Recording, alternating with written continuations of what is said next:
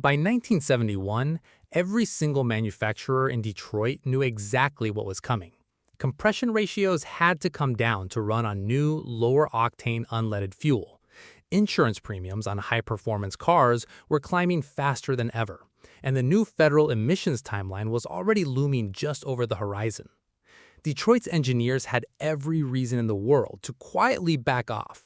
Instead, they spent one more model year squeezing every last bit of real performance they possibly could out of engines that, on paper, looked considerably tamer than the year before. By the end of this countdown, you'll know exactly which 10 American cars earned the right to be called the fastest of 1971, and why, even as the walls were visibly closing in, Detroit simply refused to slow down. Two enormous changes swept across Detroit for the 1971 model year. First, with unleaded gasoline on the horizon and new federal emission standards tightening year over year, nearly every manufacturer was forced to drop compression ratios across its entire lineup, engine by engine. Second, the industry began transitioning from the old SAE Gross horsepower rating system, which measured an engine on a test stand with no accessories attached, to a more honest SAE Net rating that included the alternator, exhaust system, and every other real-world component. A 450 horsepower engine from 1970 could suddenly look like a 325 horsepower engine in 1971 without a single mechanical change at all. Underneath all that confusing paperwork, some genuinely impressive engineering was still happening.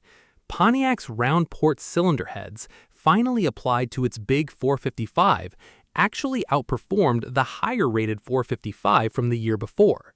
Chrysler Corporation built its rarest Hemi Cuda ever, and Chevrolet's most powerful engine of the entire model year only found its way into one single car. Let's start the countdown. This isn't just a list of fast cars. This is the story of the year lower compression ratios and a brand new, more honest horsepower rating system made every engine in America look weaker on a spec sheet, while some of Detroit's engineers quietly found ways to keep the real-world performance almost exactly where it had been the year before. Some manufacturers even built engines that beat their higher-rated rivals from 1970 outright. 1971 wasn't the end of the muscle car era. It was one last defiant lap before the finish line. Number 10 keeps American Motors' pony car in the fight, carrying its largest available engine into a redesigned body for 1971.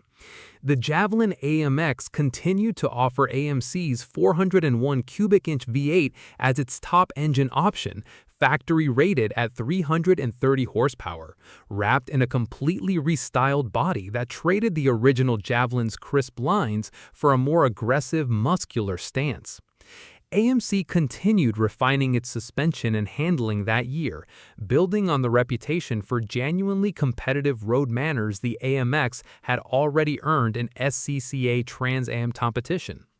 It remains one of the more overlooked entries from Detroit's smallest major automaker, but the 401-powered Javelin AMX proved that even as the rest of the industry started pulling back, AMC was still willing to offer a genuinely serious engine in one of its smallest, lightest bodies.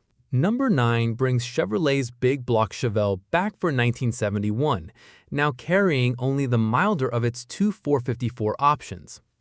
With the fearsome LS6 reassigned exclusively to the Corvette for 1971, the Chevelle SS 454 was left with the LS5, factory rated at 365 horsepower under the old gross measurement system, actually a slight increase in advertised gross output over the LS5's 1970 rating, thanks to improved cylinder head design that partially compensated for the year's lower compression ratios. Under the new, more honest net rating system, the same engine measured closer to 285 horsepower. It's a car that illustrates exactly how confusing 1971's rating transition really was. An engine that looks stronger on paper in one measurement system and considerably weaker in another, while delivering performance that period road testers generally agreed was very close to the year before.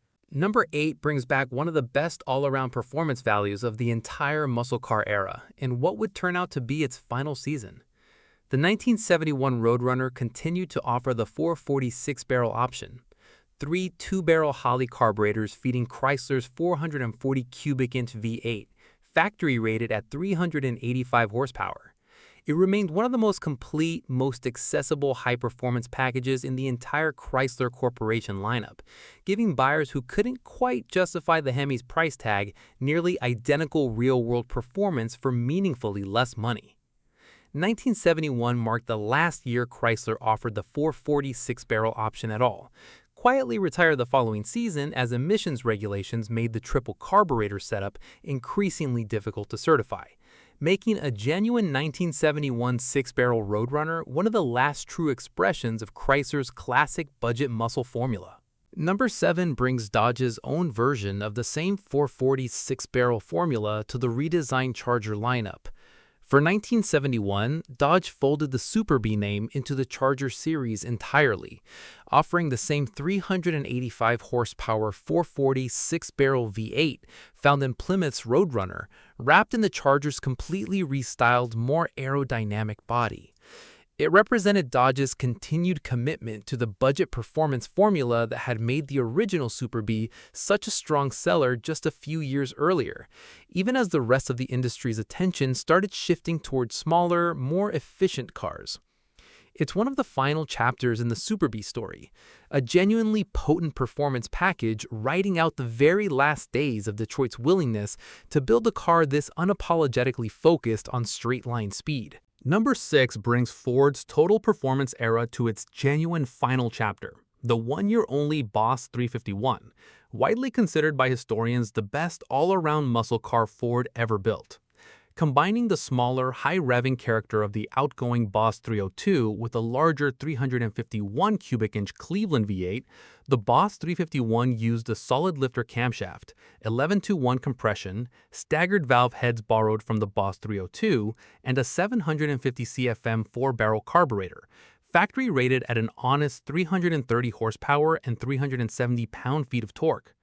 Car and Driver magazine famously wrote that its performance made Chevrolet's own Z28 look like a gas mileage motor. Just 1,806 Boss 351s were built for the single model year the car existed, running the quarter mile in the low 13-second range, genuinely quicker than either of Ford's larger, more powerful big block Mustangs that same year, thanks to its considerably lighter weight and better balanced chassis. Before this countdown reaches its final 5 cars, it's worth explaining exactly why so many of 1971's official horsepower numbers look weaker than 1970's, even when the real-world performance barely changed at all. Through 1970, American manufacturers rated engines using the SAE Gross standard, testing the bare engine on a stand disconnected from its alternator, power steering pump, full exhaust system, and every other accessory that would normally rob real power once installed in an actual car. Starting in 1971, the industry began shifting toward the SAE Net standard, testing the engine fully dressed exactly as it would sit under the hood of the car a customer actually drove home. The difference between the two numbers could be enormous. A 450 horsepower gross rating might translate to only 325 horsepower net, without a single bolt on the engine actually changing. It's one of the most misunderstood details of the entire muscle car era, and it's the single biggest reason so many people mistakenly believe 1971 marked a sudden, dramatic collapse in performance. In many cases, it didn't. It simply marked the year Detroit finally started telling the truth about how much power its engines actually delivered. Number 5 keeps Oldsmobile's celebrated performance package rolling into the new decade, absorbing the same compression cuts as everyone else without losing much of its bite. The 1971 W30 continued to offer the 455 cubic inch Rocket V8 with forced air induction, now running lower compression to accommodate the year's new fuel requirements, with output naturally down from 1970's peak figures under the new measurement standards.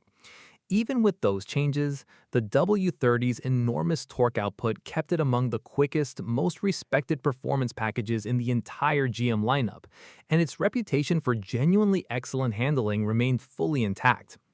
It's a reminder that even as horsepower numbers across the industry started looking noticeably smaller on paper, the fundamentals that had always made the 442 a favorite among serious enthusiasts, balance, torque, and real-world drivability, hadn't gone anywhere at all. Number 4 brings Buick's torque-focused Stage 1 package back for a second season, absorbing the same industry-wide compression cuts while still hanging near the very top of the horsepower charts. The 1971 GSX Stage 1 continued to pair the 455 cubic inch V8 with a hotter camshaft and larger valves, now running reduced compression to meet the year's new fuel standards. While official output naturally dropped from the deliberately underrated numbers of 1970, the Stage 1's fundamental torque-first character remained fully intact, and it continued to earn respect from period road testers as one of the quickest cars in America in the straight line, regardless of what its spec sheet claimed. It's proof that Buick's understated approach to the horsepower war, enormous low-end torque over flashy peak numbers, held up remarkably well even as the rest of the industry scrabbled to adjust to a new, more restrictive set of rules. Number 3 might be the single best example on this entire list of an engine that got genuinely better in 1971 despite a lower official horsepower rating than the year before.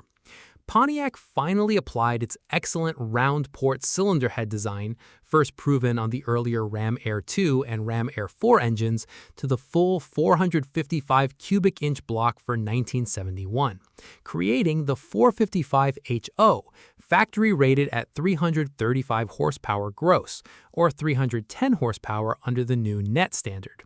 Despite the lower number, period testers and modern engine historians widely agree the 1971 455HO was a genuinely stronger, better breathing engine than the conventional D-port 455HO Pontiac had offered just 1 year earlier. It's one of the clearest proof points in this entire countdown that a smaller horsepower number didn't always mean a slower car in 1971. Sometimes, it just meant Pontiac's engineers had quietly gotten better at their jobs right as the industry's attention was already drifting elsewhere.